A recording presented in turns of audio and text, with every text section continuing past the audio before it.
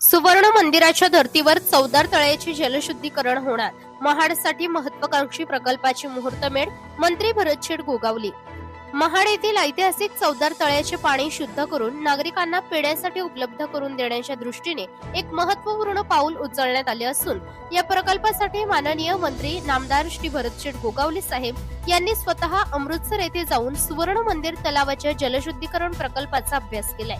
महाराष्ट्र राज्याच्या सामाजिक न्याय विभागामार्फत चवदार तळे पाणी शुद्धीकरण प्रकल्प व परिसर सुशोभीकरणासाठी 55.80 कोटींची तरतूद करण्यात आली आहे.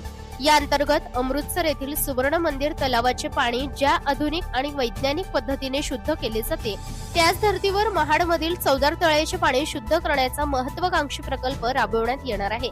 यासाठी माननीय मंत्री भरतशेठ गोगावले साहेब यांनी बुधवार दिनांक 15 एप्रिल रोजी अमृतसर येथे प्रत्यक्ष भेट देत जलशुद्धीकरण प्रक्रियेची सखोल माहिती घेतली व तांत्रिक बाबींचा अभ्यास केलाय.